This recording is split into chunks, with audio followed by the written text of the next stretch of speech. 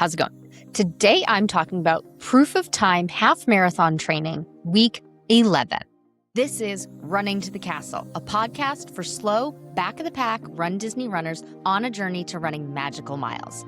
Join me, Dr. Allie, as I share the secrets I've gathered as a runner, doctor of physical therapy, and coach. You'll learn the exact ways I get my clients to the castle strong, have a bigger buffer ahead of the balloon ladies, and have time to stop for character photos. Keep listening if your goal is to PR in fun, cross the finish line without feeling broken, and have energy to enjoy the Disney parks. So this week, pretty good on the workout front. Pretty good. Not great. I did 3 out of 5 cardio workouts, and I did 2 strength workouts. Not too shabby. So 3 out of 5 cardio, 2 out of 3 strength. And actually, the third in my book is a bonus because I'm doing full body strength workouts. So I'm lifting heavy. So I'm only able to do 5 to 8 repetitions. And I'm hitting all major muscle groups that my running body, that my body needs. I'm hitting all major muscle groups. I'm hitting different parts of my shoulders. I'm hitting biceps, triceps, glutes, lateral glutes, quads, hamstrings, calf muscles, core, upper back. I'm hitting all majors. So 2 is great. 3 is better. I'm aiming to get 3 in. It's not always happening. And this week I got 2 out of 3. Fine, no problem. I did not get all of my cardio workouts in. I did get 1 cross training, 1 speed workout, and my easy run. So Monday was a rest day. Tuesday, I did this run on the treadmill. I did decide to join Planet Fitness, and they had an offer come up for $1 sign up and 1 month free. So if I use this for July and August, I'll only pay 1 month and it's $15 a month anyway. I can afford that. It has lots of cardio equipment. I haven't really noticed that it's been too busy, and we'll just see how it goes. And if I want to keep it through the year, I'll keep it, but they don't have a contract. So I can cancel at any time, and then I can just sign up again next summer if I need it. And, for the past 2 summers, I haven't needed anything because we have spent our summer out of state. We went to Utah to get into cooler weather. Some of you may know that my husband, Royal, has medical conditions and he is very, very heat intolerant. And so living in Las Vegas, 9 months of the year, it's pretty okay. And so we did a trial in the summer of 2024 to see how we liked being in cooler weather in Utah. And it went great. We actually did an Airbnb for 2 weeks in July for 4th of July to get away from fireworks for Levi. And the weather was so nice. We actually contacted the person and was like, hey, can we stay for another week? And we did. And then we decided, you know what? Let's just see what we can do for more time for next summer and so on and so forth. And so we ended up doing Utah. We were there the following summer as well. So when I was training for Halloween half marathon, actually 2-course challenge, actually all 3 of the races. But when I was training for that, we were in Utah. And so I just made sure that I stayed cool. I think the hottest temperature would get to like 85 in the middle of the afternoon. And I work out in the morning. If I don't work out in the morning, it doesn't get done. And so the past 2 summers, I've been working out in much cooler weather. So this summer, it's hot. I mean, it's hot in Las Vegas. That's just the way it is. I have known that. I've been here for 10 years. And actually, before we moved into this house, my workout was in a spare bedroom that we had. So my treadmill was there, all of my weights were there, and so I could be in the air conditioning. Since moving into this house, I have a different kind of setup for my work. Whereas before I would split it and there's a treadmill right next to me. I like this setup better. It works great for me. And we do have the space to be able to have my workout equipment in the garage. That just doesn't work for me in the summer. It's At the time of recording this, it's going to be 106 degrees outside today. It hit 109 the other day. It's going to get even hotter in the next couple of days and weeks. So working out in the garage just is not an option for me right now. And that's okay. So Planet Fitness it is. So decided to do this workout on the treadmill there. It was hot. By the time I got to the gym, it was a little later than normal. So I ended up having more carbs after my initial carb intake for breakfast. And it was time to do my tempo run. And I have been doing my 10K race pace, and I've been leveling up each week. So this was level 4. And based on how this was written, it was 6 rounds of race pace, an easy pace, another round of race pace, and then followed with an easy pace. And of course, with my run walk intervals, and I am trying to do 2 minute, 1 minute, 2 minute running, 1 minute walking. And so this was almost completion of doing all of the race pace intervals. So the way it's going to level up is next week, I will have 1 easy run interval left, and otherwise it's all race pace. It was so hard today. And so it was ending with easy pace, which was nice. But just overall, this is hard. I did catch myself going back to my walk interval early by just a few seconds and starting my race pace as soon as my watch alerted me. So I use an Apple Watch and it haptics me. So it buzzes my wrist to tell me when it's time to run and when it's time to walk. But if I am feeling like I'm dying, I will check my watch and be like, oh, I have 5 seconds left. Okay, I'll just start walking now. And that's what I was doing in this workout. But then I would wait until the absolute last second of the change from my walk to my run pace. I would wait the absolute latest that I could. So I did lose a few seconds. We're talking like maybe 6 seconds of running during my running intervals. And I did it on the later rounds, and I was so anxious and could not wait for my easy pace to come up. And I noticed I was checking my watch a lot, and I didn't really have much to look at, much to watch. I did have an energetic playlist going. They do have TVs all up that I could watch. They don't all have captions. I happen to be in front of a TV or behind a TV. I don't know how you want to say it. The TV I could see that was right in front of me was not a TV channel I wanted to watch. I was not interested in this news TV channel. And so I just kind of wanted to ignore it, but I didn't have my iPad with me. And I was noticing that I was kind of bargaining with myself. Things like, okay, 10 more seconds. And if you really can't, then you can walk. And I'd say it over and over again. So it was like, okay, 10 more seconds, 10 more seconds. I can do anything for 10 seconds. Okay, 10 more seconds. And then you can walk. Just get through these next 10. And I was like gaslighting myself. I just kept saying it over and over and over again. It kind of worked. Not really. It didn't really work. I did get through it, right? And the ideal situation is I would do the whole run interval and not cut it short. So this was really hard. And I was thinking about it after. I didn't do my pace testing on this treadmill. Every treadmill is just a little bit different. So my easy pace, like my pace testing could be off, which is really interesting. So the pace I'm trying to run right now is not any one of my paces. Well, the easy paces, but it's not a moderate. It's not a hard. It's race pace. It's what I want to run in order to get this sub 1 hour, 8 minute 10K. And really, because I'm going to go a little bit further than 6.2 miles, I anticipate further, whatever. I anticipate on race day, I'm actually trying to get it so that it's going to take me 1 hour, 5 minutes for 6.2 miles. So on my training schedules that I use the same one that my clients have. It will tell me what my run pace should be based on what my walk pace is and what my run walk intervals are. So right now I'm trying to run 6.9 miles per hour.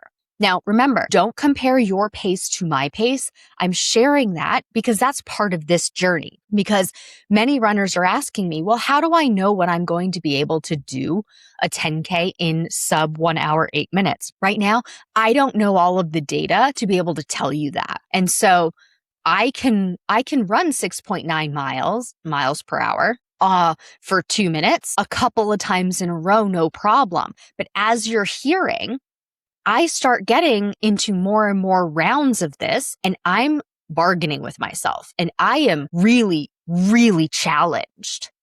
Am I going to be able to do this on race day? Right now, I don't know. I have never really had a race day goal. Like my first half marathon, for most of the marathons, I just go out and I want to have fun. I want to finish and I want to have fun. But I've never really said, oh, I want to get a sub 2.5 hour half marathon, or I want to get a sub 2 hour, 20-minute half marathon. Have I done that in the past? I have. I've done, I think, well, I can't remember if it was 219 or 221 half marathon in like 2013.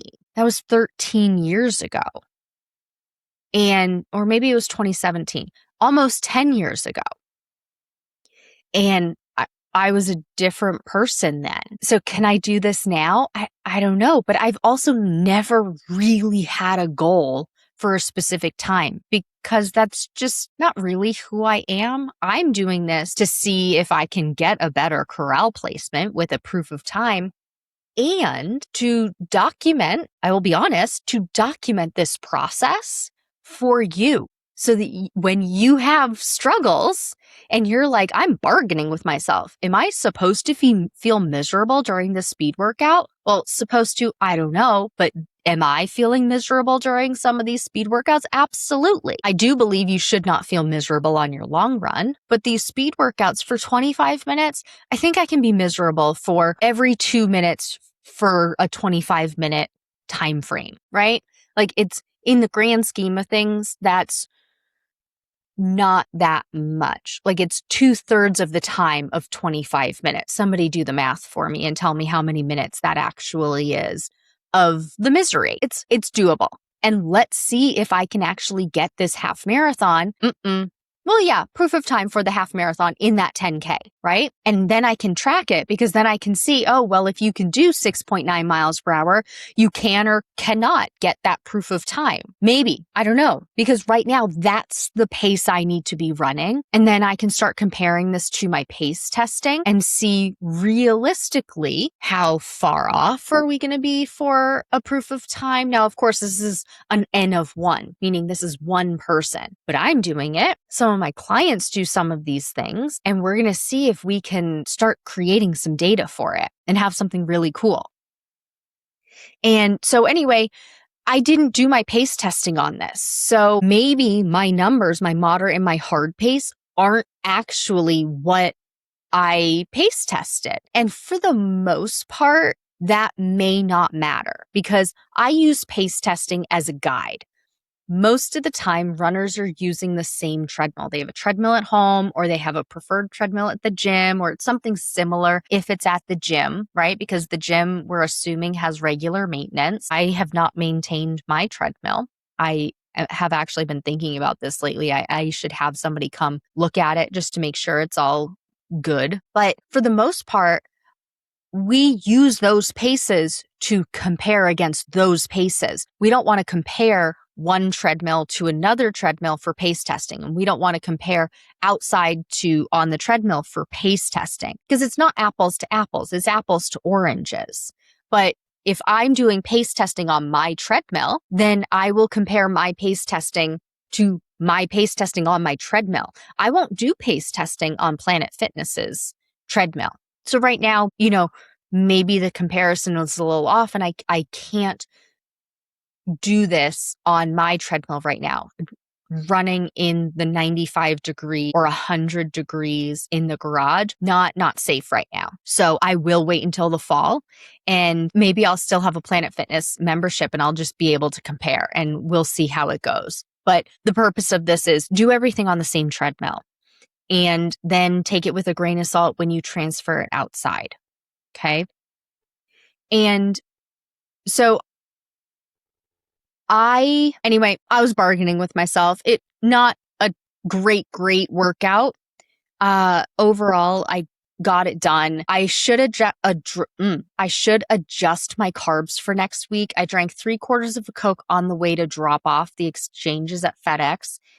And I don't think it was enough. It was still hot in the gym. At the time of recording this, I have gotten a fan, but I didn't have a fan yet. And so I was relying on the fan from the treadmill, and it just wasn't enough. It wasn't hitting me right. And so next week, I'll adjust the carbs, and I am going to buy a fan. Spoiler alert, because this is now in the past. I bought a fan, and it's flipping amazing. Oh my God. Best. I think it was $25 on Amazon. Best thing ever. Amazing. And so fan, colder water, adjusting the carbs, and do my best to walk more or walk slower on these race pace intervals, and just do the best I can now and hope and see that it pays off on race day.